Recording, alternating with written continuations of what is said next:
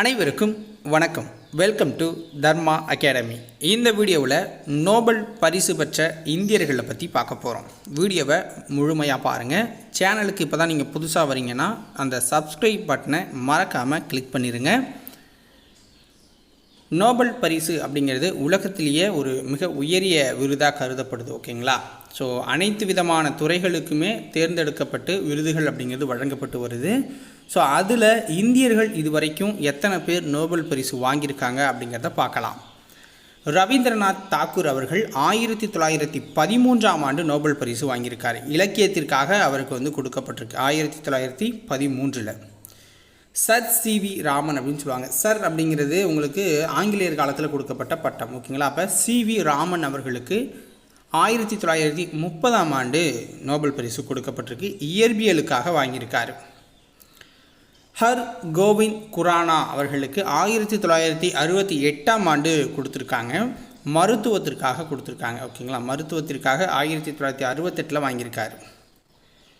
அடுத்தது அன்னை தெரசா அவர்கள் பார்த்தீங்க அப்படின்னா 1979 வாங்கியிருக்காங்க. ஸோ அமைதிக்கான நோபல் பரிசு அவங்க வாங்கியிருக்காங்க 1979.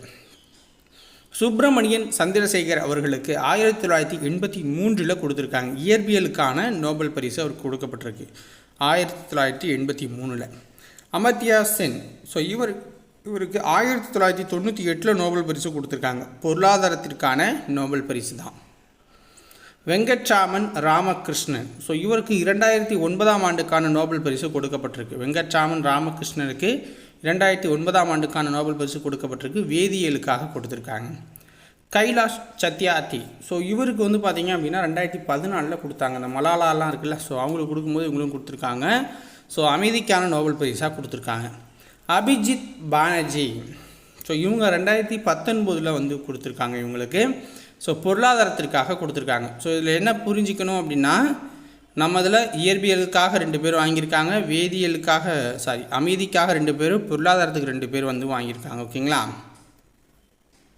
ஸோ இந்த 9 நபர்கள் தான் இது வரைக்கும் நம்ம சைட்லேருந்து நோபல் பரிசு வாங்கினவங்க.